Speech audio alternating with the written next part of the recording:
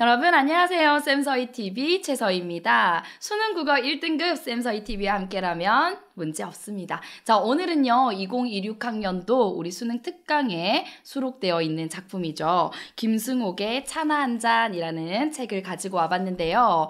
오늘 전체 줄거리를 들려드리도록 하겠습니다. 여러분 시간이 된다면 그렇게 길지 않은 소설이니까 한 번쯤은 읽어보는 것도 추천드리겠습니다. 자, 바로 출발해 보도록 할게요. 우선 이 작품을 이해하는 데 있어서 좀 중요한 키워드가 있습니다. 1960년대의 산업화, 도시화, 그 시기에 삭막했던 인간관계, 그리고 사람과 사람과의 어떤 관계, 그리고 사람이 직장에 어떤 고용되는 관계, 그럴 때 우리가 경제적인 부분을 가장 우선시하는 그런 비정한 모습들, 그런 것들을 여러분이 좀 머릿속에 떠올리면서 이 작품을 감상을 한다면 작품 속에 그가 처한 상황에 깊이 공감할 수 있을 거고요. 그가 가지고 있는 그 현대인의 불안의식까지도 확인할 수가 있을 겁니다. 여러분 불안하지? 나도 불안해. 근데 이 작품 속에 현대인의 대표자라고 할 수 있는 그 역시도요, 불안함을 느끼고 있습니다. 이 작품의 핵심은요, 처음부터 끝까지 불안함으로 인한 설사 증상입니다. 자, 한번 바로 출발해 보도록 할게요. 우선은 첫 번째, 불안입니다. 김승옥의 차나 한 잔에서요, 불안을 빼놓으면 말할 수가 없다라고 얘기를 했는데, 그가 나와요. 그는 자신이 신문에 연재하고 있는 만화가 며칠째 실리지 않는 것에 불안해하며 설사를 한다. 그래서 계속 화장실을 왔다 갔다 하는데 뭔가 뒤끝이 시원하지 않은 거야. 그런 상황에서 도대체 왜 내 만화가 신문에 안 나왔을까? 이 생각을 자기 나름대로 이런 생각 저런 생각 합니다. 근데 문제는요, 이게 우리 가정의 생계거든. 그는 아내랑 단둘이 살아가고 있어요. 그리고 이 신문사에 연재하는 것 외에도요, 몇 군데 연재를 하고 있기는 하지만 가장 큰 비중을 차지하는 게 바로 이 신문사에 연재하는 만화거든. 그런데 거기서 내가 만약에 잘리게 된다. 그럼 어떻게 될까요? 그렇지. 우리 경제적으로 큰 타격이 있는 거야. 우리 집 가게에. 그래서 아내에게는요, 속 시원하게 말도 못하고요. 일단은 열심히 그려봅니다. 그런데 머릿속에 이제 잠이 안 오잖아. 이런 생각 저런 생각을 해요. 그래서 내가 도대체 만화가의 길을 어떻게 걷게 됐지? 이런 생각을 합니다. 그야말로 어쩌다가 만화를 그리게 됐구나라는 생각을 하게 되죠. 정말 어쩌다가 군대에 갔는데 그 군대에서 내가 만화를 편집하고 뭐 이런 역할을 하게 된 거야. 그러다가 자연스럽게 제대를 하고 몇몇 기업에 이제 원서를 넣었으나 높은 취업 경쟁률로 또 좌절을 경험하고, 그러다가 친구가 근무하는 신문사에 만화 한번 그려볼래라는 제안이 왔고 자연스럽게 만화를 그리게 되는 이 길로 접어들게 됐구나. 나라는 사람의 인생 참 어쩌다가 이 길까지 왔구나. 이런 생각을 해요. 자, 그러면서 이제 두 번째, 드디어 차나 한 잔 하는 대목이 나옵니다. 우리 작품의 제목이랑도 관련이 있잖아요. 자, 신문사의 문화부장을 만나게 돼요. 자, 신문사를 내가 만화를 연재하고 있던 그 신문사를 찾아가요. 근데 기존의 만화를 연재했던 그 신문사의 문화부장이 그에게 차나 한잔 하실까요? 라고 하면서 다방으로 데려가고요. 자, 확실한 해고 통지를 한 번 더 받게 되는 거지. 이 대목이요, 되게 씁쓸합니다. 그래서 제가 일부분 한번 읽어드리도록 할게요. 이제 내가 불안한 마음을 이전에 갖고 있었잖아. 근데 아직까지 설마 해고라는 통보를 받지 못한 상황에서 만화를 들고 신문사를 갑니다. 근데 편집국 안을 들어섰을 때 그가 두려워하고 있던 예측이 이젠 어쩔 수 없게 된 것을 최초로 그에게 느끼게 해준 것은 국내에서 심부름을 하는 계집애의 표정에서였다. 여느 때 그 계집애는 만화가를 만화 속 인물과 똑같이 생각하고 있는 탓인지 그를 보기만 하면 웃음을 참지 못하고 고개를 돌리며 휙 가버리곤 하는 것이었는데, 그날은 제법 나긋이 안녕하세요, 이렇게 인사를 하고 미소를 띤 채 그의 얼굴을 똑바로 올려다보는 것이었다. 그것이 극히 잠깐 동안이었지만 신경을 고추 세우고 있던 그에게 모든 걸 알 수 있게 해주었다. 계집애가 자기를 올려다보던 맑은 눈속을 살짝 스치고 가던 게 어쩌면 연민이 아니었을까 하고 생각하자 분노보다도 오히려 전신에서 맥이 빠져나가는 것을 그는 느끼면서 굳어진 얼굴로 문화부를 향하여 갔다. 여러분 어때요? 이 부분만 읽어도요, 가슴이 좀 콩닥콩닥 그러지 않아요? 그렇죠. 여기서 이제 그는 뭔가 느낌이 진짜 확실해지는 그런 듯한 감정을 갖게 돼요. 자, 그 다음. 자기들의 데스크 앞에 앉아있던 몇 명의 기자들이 여느 때와 달리 유별나게 반갑게 인사할 때는 그는 이미 알고 있다는 듯이 자기도 덩달아서 지금 작별을 하듯이 정중하게 인사를 하고 있었다. 그러고 나서 잠시 동안 그는 자기가 어떻게 처신해야 할지 알 수 없었다. 흐르던 시간이 갑자기 끊어지면서 공백이 생기는구나 하는 생각이 알 수 없는 부끄러움과 함께 그를 엄습했다. 그러고 있는 그를 문화부장이 구해줬다. 이제 문화부장이 그에게 다가와서요, 얘기를 합니다. 근데 이 문화부장이요, 참 이게 형식적으로 이렇게 말을 해요. 오늘치 만화 좀 이렇게. 근데 분위기상 이미 나는 해고가 된 것 같거든, 그의 입장에서는. 자, 근데 오늘치 만화 좀 하면서 문화부장은 손을 내밀었던 것이었다. 그는 당황해졌다. 그가 짐작하고 있던 사태 속에서는 문화부장의 지금 얘기는 불필요한 게 아닌가.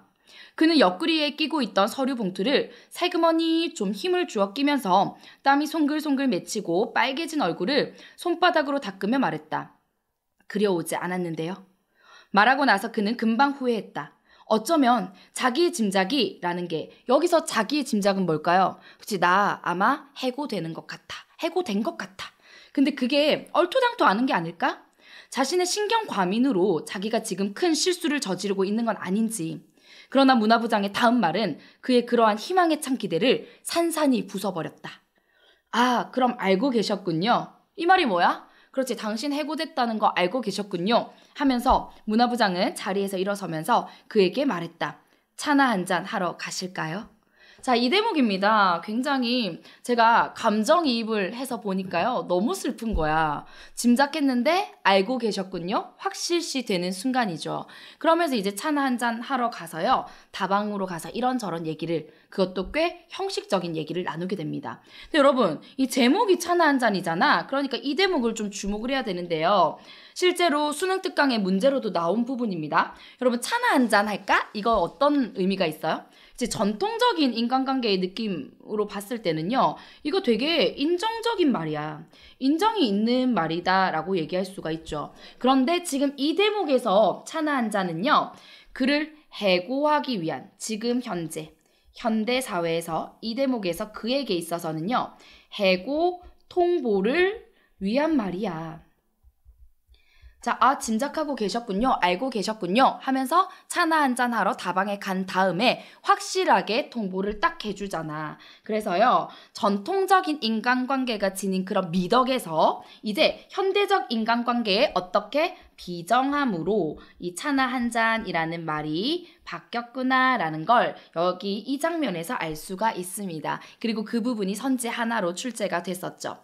자, 그러면 그는 이제 자신이 해고됐다라는 상황에 씁쓸해하면서 나오게 돼요. 근데 배는요, 계속 꾸룩꾸룩꾸룩, 거의 정말 나오기 직전까지, 똥이 나오기 직전까지 그런 순간이 옵니다. 그러면서 어떡하지? 그래, 내가 다른 친구들로부터 들었던, 다른 이 만화 연재가들로부터 들었던 어떤 또 다른 신문사에 되게 작고 영세한 곳이긴 하지만 그곳에 가서 한번 부탁을 해보자. 어쩌면 내 일자리가 있을 수도 있어. 이런 희망을 가지고 가는데요. 그는 다른 신문사를 찾아가 연재를 부탁하지만 역시나 그 찾아간 신문사의 문화부장은 쉴 새 없이 농담을 던져 그의 청탁을 거절하고요. 자, 이때 역시나 또 차를 한잔하러 가게 되거든요. 이번에는요, 그가 그 다른 신문사의 문화부장에게 저 드릴 말씀이 있는데 혹시 시간이 되신다면 차나 한잔 하실까요? 이렇게 합니다. 그런데 거기서도요, 뭐 시덥잖은 형식적인 얘기만 하다가 차값을요, 누가 먼저 내버리냐면 제가 먼저 오자고 했는데요 라고 그가 말하는데도 불구하고 이 다른 신문사의 문화부장이 내버려요. 근데 그때 그는 무안함을 느낍니다. 여기도 되게 씁쓸하지. 자, 그러던 그가요, 집으로 바로 가지 않고요, 이제 친하게 마음을 나눌 만한 또 다른 선배 만화가가 있어요. 그 김 선생님이라고 나오는데요. 그 선배 만화가를 만나게 됩니다. 그리고 자기에게 속마음을 이제 가지고 있었던 속마음을 토로하는 대목이 나오죠. 자, 그는 약국에 가서 배탈약을 사 먹고 선배 만화가 김 선생을 찾아가서 술을 마시면서 답답함을 토로하죠. 그러면서 이제 이런 대목이 있는데 제가 되게 마음이 울컥했어요. 차나 한 잔. 그것은 이 회색빛 도시의 따뜻한 비극이다. 이거 역설법이죠, 여러분. 역설법 맞아요? 비극은요, 슬픈 건데, 비극은 뭔가 쓸쓸하고 차가운 이미지랑 잘 어울리는데, 따뜻한 비극이라고 얘기를 했네요. 인정을 가장한 매정함, 비정함이라는 뜻이잖아? 자, 아시겠습니까? 김 선생님. 해고시키면서 차라도 한 잔 나누는 이 인정, 동양적인 특히 한국적인 미담, 이거 씁쓸한 상황에서 내뱉는 말인 거죠. 자, 그러면서 이제 집으로 돌아가요. 마무리 부분인데요. 그나마 이 비정한 현대 사회에서 그가 버틸 수 있는 유일한 버팀목은 그를 믿고 지지하고 응원해주고 그리고 집에서 기다려주는 아내입니다. 그래서 사랑스러운 아내를 만나고요. 자, 불확실한 미래에 대한 불안을 느끼면서 작품이 마무리가 돼요. 취한 채 집으로 돌아온 그는 아내의 따뜻한 반김을 받으며 앞날에 대한 암담함을 느낀다. 이게 처음부터 끝까지 현대인의 불안의식 그리고 암담함, 그게 그의 배앓이 설사증으로 나타나고 있는 소설인데요. 이 소설의 마지막 부분의 일부를 제가 한번 읽어드리도록 하겠습니다. 그는 두 팔로 아내의 상반신을 껴안았다. 그러면서 앞으로 자기도 아내를 때리게 될는지는 알 수 없다는 생각이 문득 들었다. 그러자 앞으로 다가올 아직 확인되지 않은 수많은 날들이 무서워져 그는 울음이 터질 뻔했다. 그는 아내를 껴안고 있는 자기의 팔에 힘을 주었다. 뭐예요? 자, 앞으로 펼쳐질 그 수많은 날, 불확실한 미래에 대한 무엇을 느끼고 있다? 불안감을 느끼고 있는 거죠. 여러분, 이 작품 전체 줄거리 끝났어요. 어때요? 그렇지, 별로 어렵진 않지만 이 차나 한 잔이라는 장면이 어떤 상황에서 펼쳐지는지, 그래서 비정한 현대인의 인간관계 혹은 비정한 현대 사회의 모습, 이런 것들을 여러분이 주목해서 살펴보면 핵심 출제 요소들은 빠뜨리지 않을 수 있을 것 같습니다. 자, 오늘 샘서희TV는요 여기까지입니다. 우리 구독, 좋아요, 알림 설정까지 해서요 앞으로도 정말 많은 정보들 업로드 될 거거든요. 놓치지 말고 수능 국어 1등급으로 우리 같이 향해 나아가면 좋겠습니다. 자, 오늘도 고생 많았어요. 안녕.